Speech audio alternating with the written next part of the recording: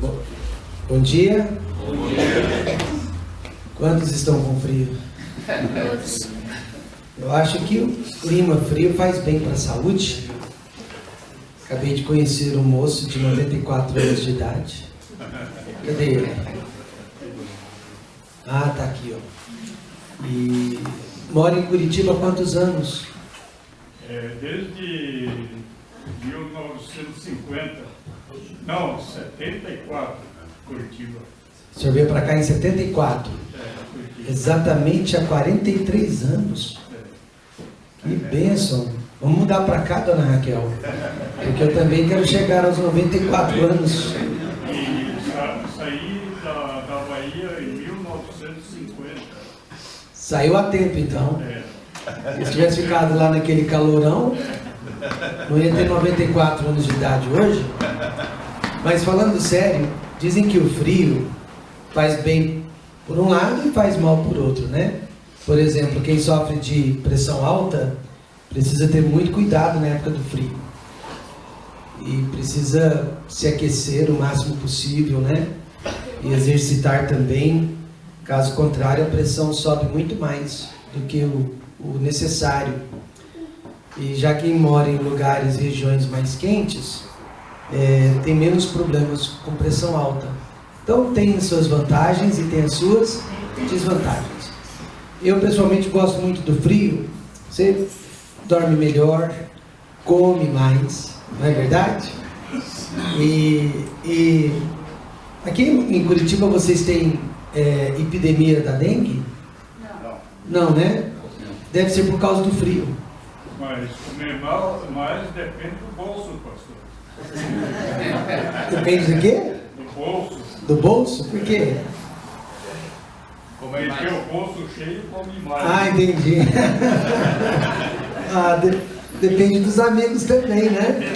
Se você está bem rodeado de bons amigos, como eu. Ontem à noite nós fomos tomar sopa, né, pastor? E havia tanta variedade de sopa, mas eu fiquei com apenas uma, vaca atolada. Mas que delícia, viu? Eu já estive em lugares onde tinha vaca atolada, mas eu não conseguia achar a vaca. Ela estava muito atolada mesmo, né? Só achava o caldo, a mandioca, mas a vaca mesmo. Mas ontem não. Ontem a vaca estava na superfície. Havia muita vaca naquela sopa. Muito bem, irmãos. Eu gostaria de estudar com vocês Gênesis 43. E eu quero que todos vocês saibam que eu tenho uma filosofia no meu ministério, e ela não é necessariamente certa e nem errada. Cada pastor, cada igreja tem a sua própria filosofia, mas eu sempre tive comigo que eu sempre deixo Deus me mostrar, me liderar os temas que eu devo preparar e pregar para as igrejas, principalmente para a minha igreja. Se eu sei que tem um problema na igreja, eu nunca preparo uma mensagem sobre aquele problema, porque eu penso, é uma mensagem encomendada.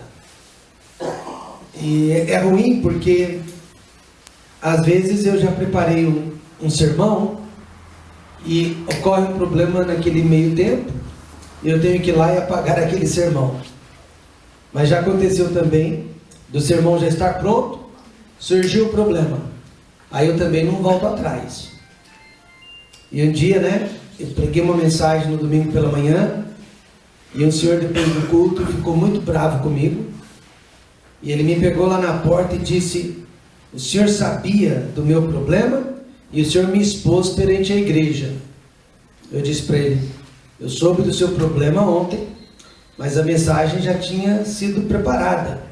Aí eu tirei o esboço e mostrei para ele a data, 20 de abril de 2018. É a data desta mensagem que eu vou pregar para vocês agora cedo. Aí quando ele viu que a mensagem era mais antiga que o problema dele, ele pediu desculpas e disse: então foi Deus mesmo, hein, que mandou esta mensagem para mim. Eu falei: exatamente. Então eu tenho assim muita convicção de que eu não devo pregar mensagens encomendadas, mas deixar que Deus lidere as mensagens, prepare as mensagens para as nossas vidas. Amém? Amém. Então, Gênesis 43,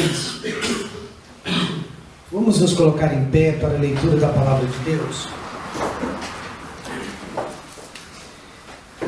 Como enfrentar os seus problemas?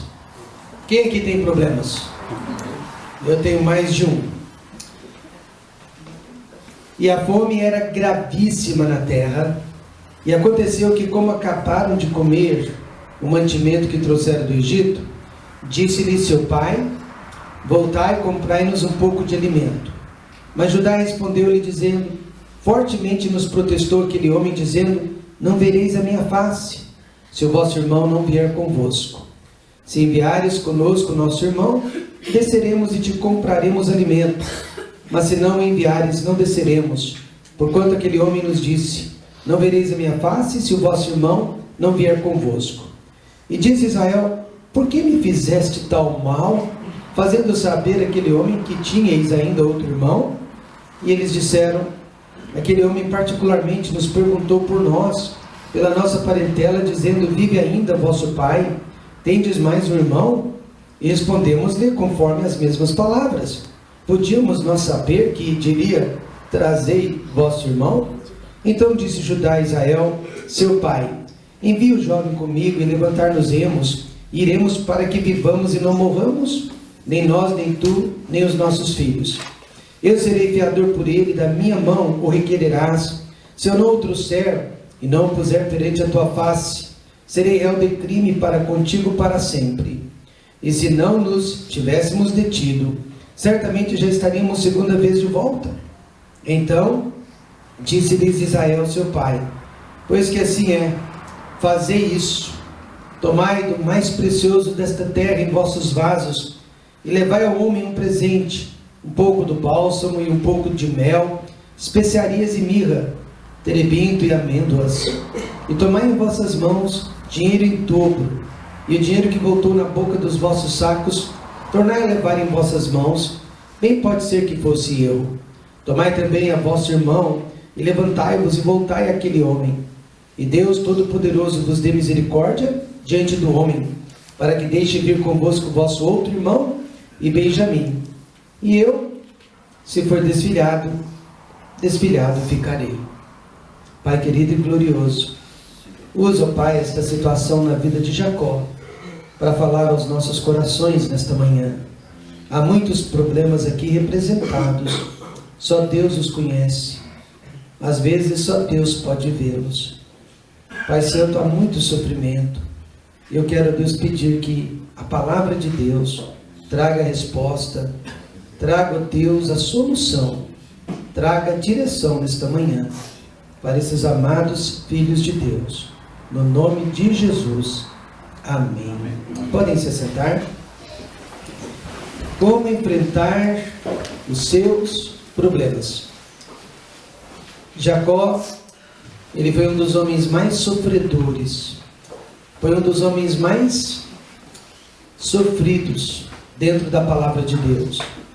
Desde criança, ele teve que conviver com o favoritismo da mãe, que o amava mais que a seu irmão, mas ele também teve que conviver com o desprezo do pai, pois o pai amava mais a Esaú do que a Jacó. Ele cresceu com um irmão que era mais bonito que ele, mais forte que ele, mais talentoso, mais habilidoso em todas as áreas que ele. Ele sempre foi o segundo, jamais o primeiro. Foi enganado, roubado, defraudado pelo seu próprio sogro por mais de 21 anos. E depois ele perdeu a esposa que ele mais amava através de um segundo parto. Sua filha foi violentada e seus filhos se tornaram assassinos sobre a terra. José, que era o seu filho favorito, desapareceu por 13 anos, e agora parecia que ele mesmo e toda a sua descendência iriam desaparecer também da face da terra. Jacó então foi uma daquelas pessoas que jamais teve paz, que jamais teve descanso na vida, pois depois de cada vitória, ele passava por uma, duas ou mais derrotas. Ele dava um passo para frente e geralmente 2, 3 passos para trás. A vida dele foi muito, muito difícil. Veja só o que ele disse para Faraó, no capítulo 47, versículo 9. Poucos e maus foram os dias dos anos da minha vida. Como que ele disse poucos? Ele tinha 130 anos de idade quando ele disse essas palavras. Ele, na verdade, viveu mais 17 anos depois disso. Ao todo, 147 anos. Mesmo assim, ele disse poucos. E ele disse maus. Por quê? Justamente porque nunca teve descanso para gozar desta vida. E esses anos passaram voando como vento. E apesar de todo o sofrimento, Jacó nunca perdeu a sua fé em Deus. Isso é maravilhoso. Mesmo depois de muito velho, ele morreu acreditando e morreu anunciando todas as promessas que Deus havia feito a Abraão, Isaque e Jacó. E no final de sua vida, ele enfrenta mais um problema gigantesco. No final de sua vida, ele enfrenta mais uma daquelas situações impossíveis. E através dela, nós aprendemos 4 passos de como proceder diante das adversidades. 4 passos de como proceder diante dos nossos problemas. Vamos ver quais são eles. Nunca busque a solução mais fácil. Segundo, não busque culpados. Terceiro, não rejeite os bons conselhos. E por último, não se desespere. Nós vamos ver cada um desses passos nesta manhã. Em primeiro lugar, não busque a solução mais fácil. Mas veja o que Jacó e seus filhos passaram no versículo 2. E aconteceu que, como acabaram de comer o mantimento que trouxeram do Egito, disse-lhe seu pai: voltai, comprai-nos um pouco de alimento. Havia uma fome mundial de 7 anos sobre a face da terra. E a região de Canaã havia sido uma das mais atingidas pela fome. Os filhos de Jacó foram buscar comida no único lugar onde havia comida para se comprar, no Egito. Lá eles foram reconhecidos por José. José era o irmão deles, que havia sido vendido por eles, com 17 aninhos de idade. José os reconheceu, mas eles não reconheceram José. Também puderam. José já tinha 30 anos de idade. José estava vestido como regente, o segundo homem mais importante do Egito. Então José obrigou que seus irmãos voltassem para Canaã e trouxessem Benjamim, o filho caçula, que na época devia ter mais ou menos 20 a 22 anos de idade. Quando Jacó ouviu isso, Jacó recusou. Ele tinha esperança então que a fome passasse e que Benjamim jamais tivesse que descer ao Egito. Pior ainda, né? Jacó mais uma vez favoreceu um filho acima de outro. Por quê? Simeão havia ficado como garantia no Egito, preso, encarcerado, até que os demais irmãos trouxessem a Benjamim. Jacó não pensou em Simeão, queria apenas proteger o seu filho caçula Benjamim. A solução mais fácil então foi não fazer nada, ficar aguardando, esperar por um grande milagre, né? Quem sabe essa fome vai passar. Mas o milagre nunca veio, e mais uma vez os alimentos se esgotaram. E aí Jacó se viu obrigado a enviar seus filhos novamente para o Egito. Mas mesmo assim, ele não queria enviar Benjamim. Meus irmãos, como podemos ajudar uma pessoa, como podemos ajudar alguém a fazer uma decisão difícil, muito difícil, porém a única certa? Como podemos ajudar uma pessoa a fazer uma decisão por mais difícil que seja, porém a única certa. Primeiro, mostrando-lhe a realidade. A Bíblia diz: e conhecereis a verdade vos libertará.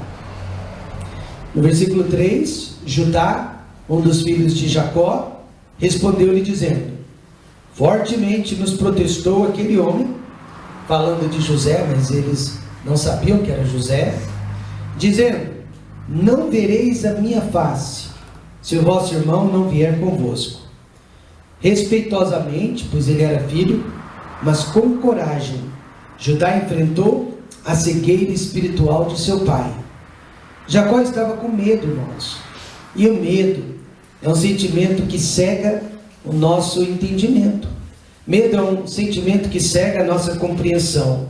E subentenda-se por medo todos os sentimentos emocionais que ultrapassam os limites da razão. Ansiedade, ira, cólera, preocupações e demasia. São sentimentos que ultrapassam o limite da razão. E quando somos controlados pelas emoções, e até pelas emoções positivas, viu? Quando nós somos controlados por qualquer tipo de emoção, seja ela negativa ou positiva, nós fugimos da realidade. E quando fugimos da realidade, fazemos decisões erradas e principalmente decisões infrutíferas. O rei Davi, por exemplo, ele estava se sentindo muito feliz, também pudera. Ele havia vencido todas as guerras que havia ao redor de Israel. Ele havia confirmado o seu reino. Ele havia confirmado o seu trono. E agora, merecidamente, ele estava feliz e descansando no palácio real.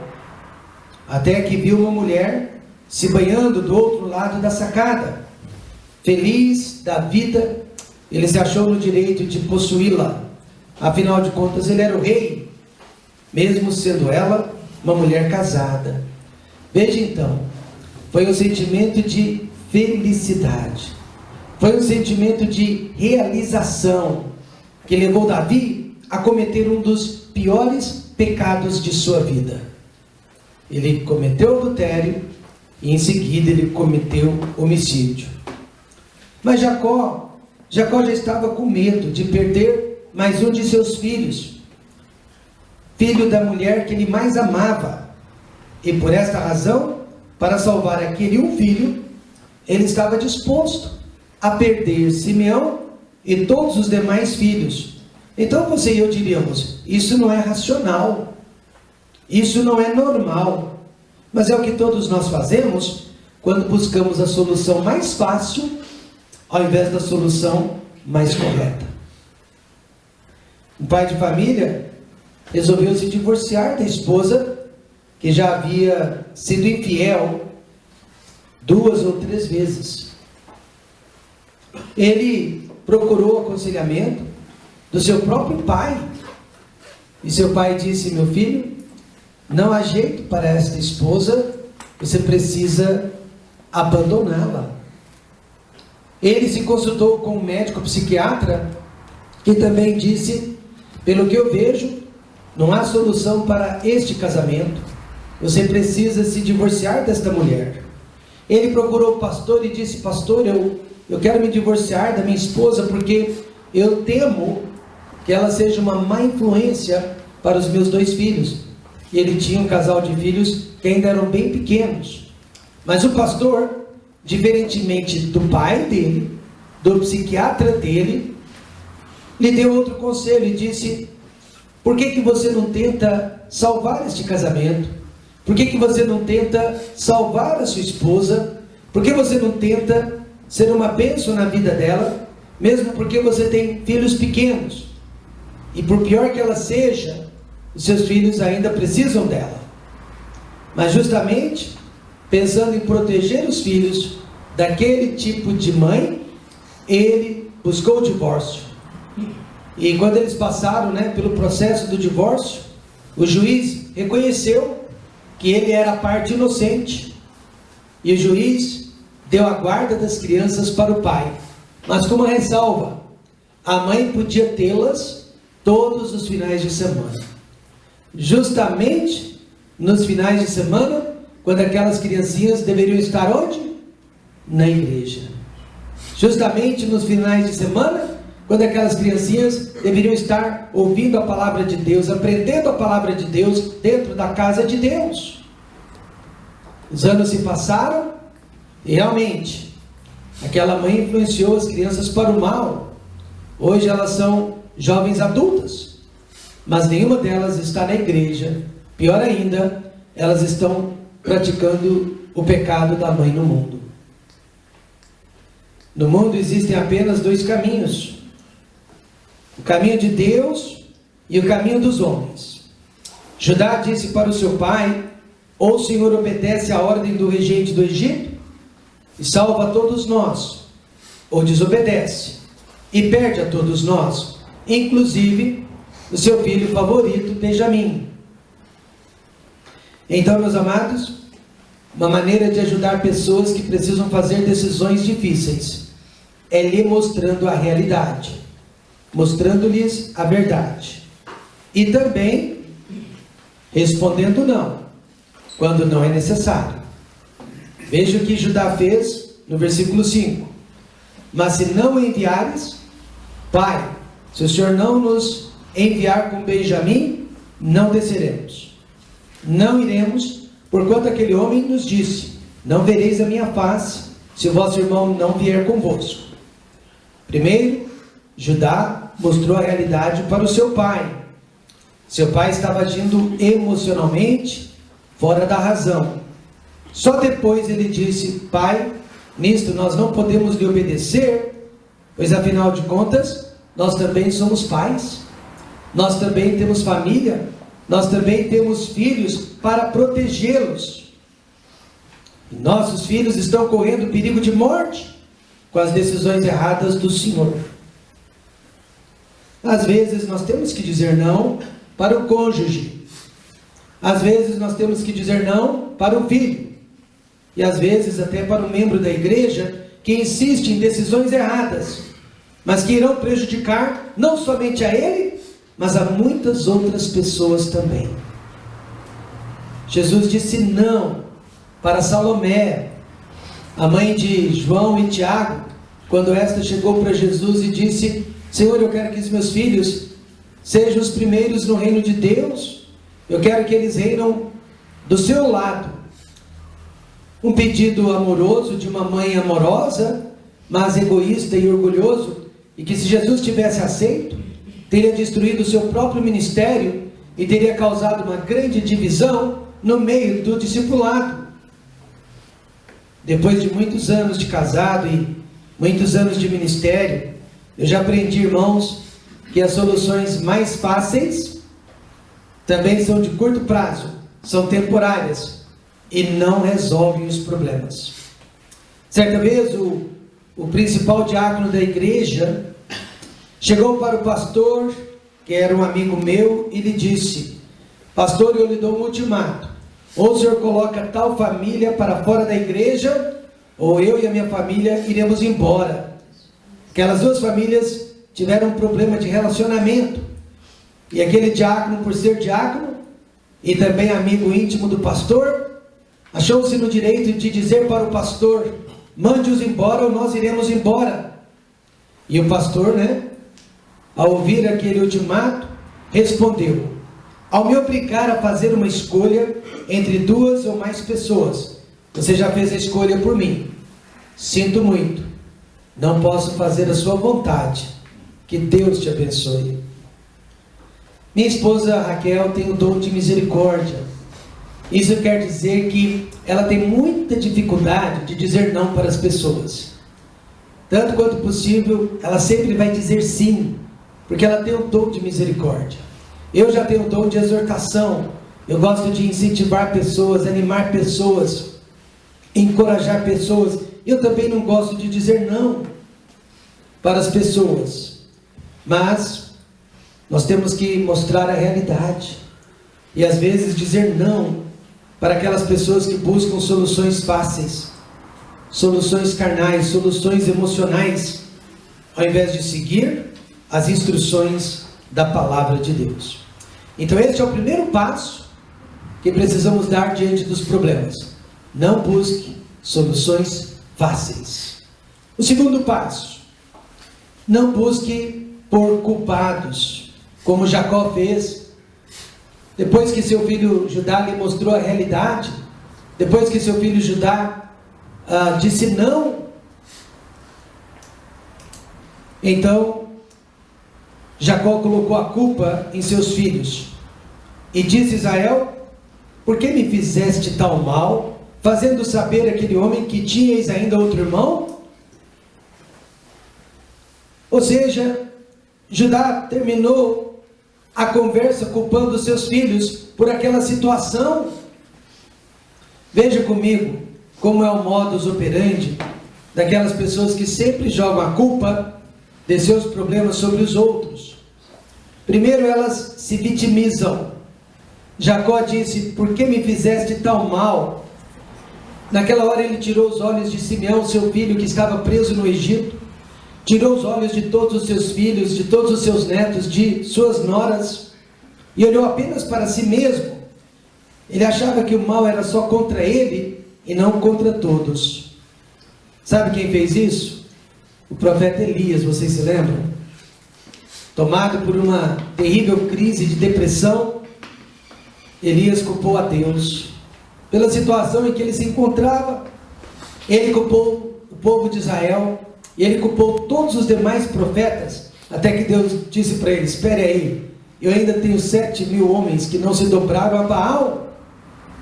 Ou seja, Deus lhe mostrou a realidade, e Deus disse não para os seus pedidos tolos e fúteis. Davi teve todos os motivos do mundo para se vitimar quando seu filho Absalão invadiu o reino de Israel à força e colocou seu pai e todos os soldados do rei para correrem.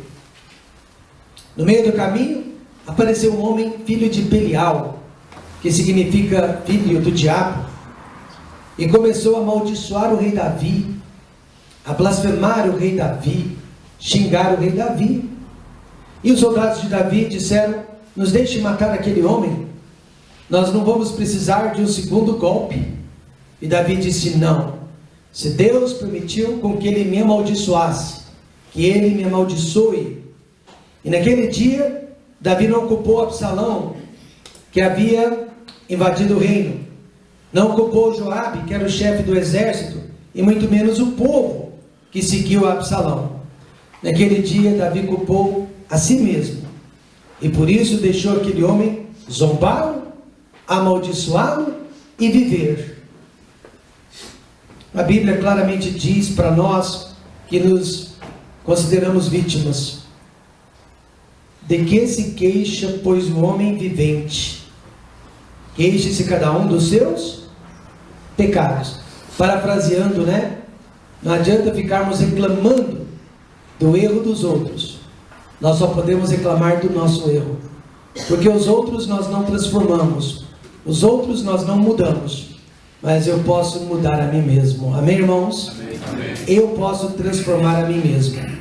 Então, quando nós buscamos por culpados, nós não estamos olhando para os nossos erros, nós estamos nos inocentando. E isto não resolve o nosso problema. E, em segundo lugar, além de se vitimarem, elas acusam. Porque, irmãos, para você se defender, você tem que atacar. Para você se defender, você tem que atacar. Por isso essas pessoas acusam. E Jacó acusou. Jacó disse: fazendo saber aquele homem que tinhas ainda outro irmão. No desespero, né? Fora da realidade, Jacó colocou a culpa daquela situação sobre os seus filhos. Que injustiça! Imagine a situação daqueles filhos. Na verdade, tudo começou quando Jacó, anos atrás, favoreceu José acima dos outros filhos. Foi ali que todos os problemas começaram, causando inveja, causando ciúmes, causando amargura entre aqueles irmãos. Não é à toa então que Jacó disse para Faraó: poucos e maus foram os dias dos anos da minha vida. Porque uma pessoa que vive escolhendo o caminho mais fácil, vive escolhendo as soluções mais fáceis e não as soluções mais certas, e vive colocando a culpa em outras pessoas por seus problemas, jamais será feliz, jamais será completa neste mundo. Feliz foi José, né? O filho de Jacó, ao invés de colocar a culpa pelos 13 anos de sofrimento, 13 anos de cativeiro nos seus irmãos, ele reconheceu que tudo fazia parte do plano perfeito de Deus para a vida deles. E a Bíblia diz que José perdoou todos os seus irmãos, sem jamais fazer nenhum tipo de cobrança. Eu quero dizer nesta manhã que eu conheço muitas famílias que estão destruídas e sendo destruídas porque pais, mães, maridos ou esposas estão sempre buscando a solução mais fácil e estão sempre colocando a culpa uns nos outros. Não busque as decisões mais fáceis, não culpe as pessoas por seus problemas. E o terceiro passo que aprendemos aqui: não rejeite os bons conselhos. Olha no versículo 8. Então aconselhou Judá a Israel, seu pai: envie o jovem comigo, e levantar-nos-emos, e iremos, para que vivamos e não morramos, nem nós, nem tu, nem os nossos filhos. É muito interessante o fato que Deus escolheu Judá dentre todos os filhos para aconselhar, para dar direção a Jacó. Por que será? Jesus Cristo veio da tribo de Judá. Esta é a tribo que há de reger o mundo um dia. Gênesis 49:10 diz: o cetro, e a palavra cetro significa autoridade, não se arredará de Judá, nem o legislador dentre os seus pés, até que venha Siló, e a ele se congregarão os povos. Siló se refere ao enviado, ao ungido, a semente que surgiria da tribo de Judá, e essa semente é o Senhor Jesus Cristo. E nesta manhã, tudo que eu e você precisamos saber, encontramos na pessoa do Senhor Jesus Cristo. Vejamos duas características do bom conselho. O bom conselho é aquele que olha para todas as direções. Judá disse: para que vivamos e não morramos, nem nós, nem tu, nem os nossos filhos.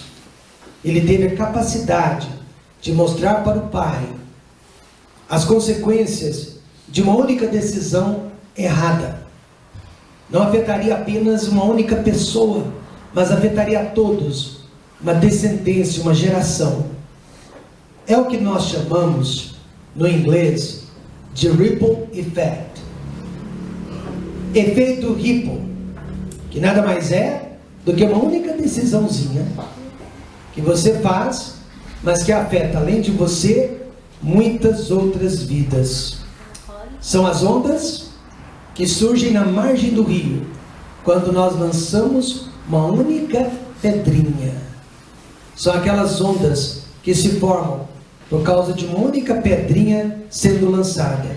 Então o bom conselheiro, ele é capaz de mostrar as ondas que se formarão através de uma única decisão. E Judá fez isso. Ele disse para o pai: nem nós, nem tu, nem os nossos filhos escaparemos. Ele foi capaz de mostrar o que uma única decisão iria causar. Este é o bom conselheiro. Certa vez uma senhora entrou no meu escritório e ela disse: pastor, eu acabo de vir do consultório do meu médico e ele me disse que eu tenho que me separar do meu marido, pois o meu marido é a razão da minha depressão, é a razão da minha doença. E eu disse para ela: este conselho não foi bom, pois o seu médico ele não está analisando como será o seu futuro sem o marido, ele não está prevendo como será o destino de seus filhos sem o pai. Este conselho não foi bom, ele está pensando apenas no presente. mas não está pensando no futuro. Graças a Deus, ela me deu ouvidos, permaneceu com o marido, lutou para salvar aquele casamento. Já se passaram mais de 20 anos, eles estão juntos até hoje para a glória de Deus. Já criaram todos os seus filhos e estão agora curtindo os seus netinhos. Amém, irmãos? Amém. O bom conselheiro é aquele que consegue prever o futuro. Foi olhando para todas as ondas, para todas as direções, que José fugiu do adultério. Foi olhando para todas as ondas, para todas as direções, que Davi não se vingou do rei Saul quando poderia tê-lo feito. Foi olhando para todas as ondas que Paulo não abandonou a igreja de Corinto, por pior que tenha sido aquela igreja. Foi olhando para todas as direções que Jesus Cristo disse: Pai, perdoa-lhes, porque eles não sabem o que fazem. Amém, irmãos? Amém.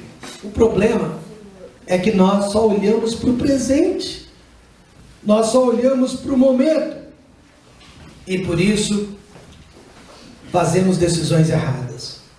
Mas olhe para todas as possíveis consequências antes de fazer uma decisão errada. Isso se chama sabedoria, isso se chama prudência.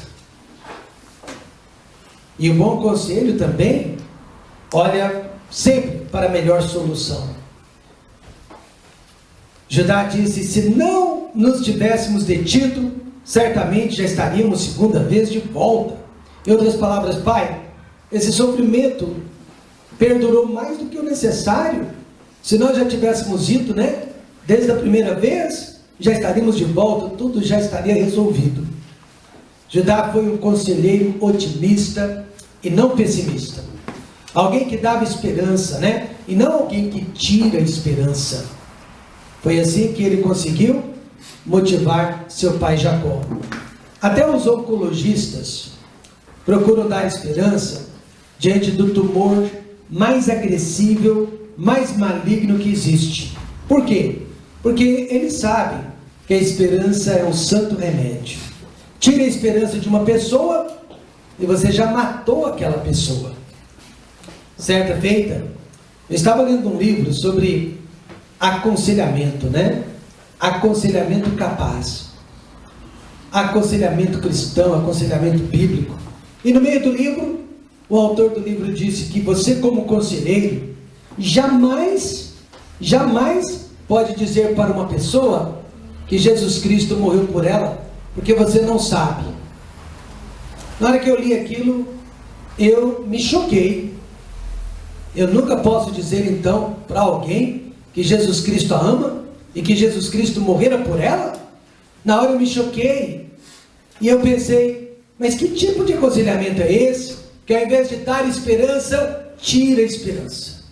Que tipo de aconselhamento é este? Que ao invés de tirar as dúvidas, causa ainda mais dúvida no coração das pessoas. Graças a Deus, eu não acredito nesse tipo de ensinamento medieval. Eu não acredito nesse tipo de ensinamento que tira a esperança das pessoas. Por esta razão que mamãe de 33 anos de idade tinha acabado de dar à luz e soube que estava com câncer avançado. E fazendo uma visita para ela no hospital, eu disse que Jesus a amava, que Jesus havia morrido por ela, e não só isso, Jesus havia carregado também todas as suas enfermidades. E ela, naquele quarto de hospital, debaixo de muitas lágrimas, orou recebendo Jesus Cristo como Salvador. Ela conseguiu ir na nossa igreja em apenas um culto e ficou apenas 15 minutos, porque o sofrimento, as dores não permitiram com que ela ficasse. Naquela mesma semana ela morreu. Eu fui ao velório, vi aquela criança recém-nascida no colo do pai, as outras criancinhas também que ela havia deixado, e vi aquele pai ao lado do caixão. Eu não me contive, chorei feito uma criança, mas eu chorei de alegria, sabendo que ela agora estava no céu. O bom conselho aponta a direção, a solução para os nossos problemas, e sempre existirá uma melhor saída, sempre existirá uma solução mais viável do que outras. Por isso, nesta manhã, não busque as soluções mais fáceis, não coloque a culpa de seus problemas sobre outros, não despreze os bons conselhos e, por último, não se desespere. Veja o versículo 14, o que finalmente aconteceu, e Deus Todo-Poderoso. Quantos acreditam que Deus é Todo-Poderoso? Amém. Não há nada impossível para o nosso Deus, amém, irmãos? Amém. Nada. Vos dê misericórdia diante do homem. Mal sabia Jacó que a misericórdia já estava garantida, pois o homem era o próprio José. Mal sabia, para que deixe vir convosco vosso outro irmão e Benjamim, e eu, se for desfilhado, ficarei. Finalmente Jacó chegou ao estágio mais importante da vida cristã. Finalmente ele chegou ao estágio que todos nós deveríamos chegar um dia. O estágio do fim de si mesmo. E se eu for desfilhado, se eu ficar sem este filho ficarei. E este é o melhor e o maior estágio da vida cristã, chegar ao fim de si mesmo. Mas poucos de nós conseguimos chegar até aqui. Enquanto você achar que tem direitos, enquanto você achar que é um injustiçado, Deus não tem como usar a sua vida. Jesus disse, porque qualquer que quiser salvar a sua vida, perdê-la. Mas qualquer que perder a sua vida por amor de mim, do Evangelho, esse a salvará. Então, parafraseando, se você me permite, vou fazer aqui alguns trocadilhos. Porque qualquer que priorizar a si mesmo, sairá perdendo. Mas aquele que priorizar a Deus e ao próximo, sairá ganhando. A vida é cheia de problemas. O segredo é como lidamos com cada situação difícil que surge. Jacó viveu pelo menos 130 anos de sua vida fazendo o quê? Buscando as soluções sempre mais fáceis. Ele passou 130 anos da vida dele achando culpados por todos os seus problemas. Ele passou 130 anos da vida dele lhe dando maus conselhos, seguindo os seus próprios conselhos errados. E passou a vida dele se desesperando a cada situação de perigo. Por isso que a Bíblia diz que Esaú era, um homem de caça, um homem duro, rude, e Jacó já era mais delicado. Ele era uma pessoa mais delicada. Justamente porque ele vivia colocando a culpa nos outros e se desesperando. Aí ele terminou a vida dele dizendo: poucos e maus foram os dias dos anos da minha vida. Você pode viver 200 anos, 300 anos, mas se for desse jeito, serão poucos e maus os seus dias sobre a terra. Só que, depois disso, ele ainda viveu mais 17 anos. Foram os melhores 17 anos da vida dele, com certeza. Ao lado do filho que ele tanto amava, sendo cuidado e protegido pelo seu filho, ainda que na terra do Egito. Foram os melhores 17 anos da vida dele. Então, nesta manhã, você é pai, você é mãe, você é marido, você é esposa. Como que você pretende terminar os dias de sua vida? Serão poucos e bons? Serão muitos e bons? Ou serão poucos e maus? Ou serão muitos e maus? Depende de você, de como você vai reagir a cada problema que surge. Vamos orar. Pai, obrigado por esse tempo que passamos juntos, pela instrução que recebemos da sua palavra. Pai, eu peço a começar em mim, não nos deixe buscar soluções fáceis, mas somente aquelas que estão dentro da palavra de Deus. Por mais difíceis que sejam, que possamos sempre optar pelo caminho de Deus. Pai, não nos deixe culpar pessoas pelos nossos problemas, ainda que haja culpa por parte delas. Mas abençoe, ó Pai, que possamos reclamar somente dos nossos próprios pecados e não culpar pessoas pelo que nos acontece. Também, Jesus, eu peço que o Senhor não nos deixe ficarmos desesperados, desesperançosos. Pai Santo, precisamos de fé, uma fé inabalável. E, Senhor, que possamos buscar os bons conselhos, aqueles que estão prevendo o futuro e não apenas o nosso presente. No nome de Jesus. Amém? Amém.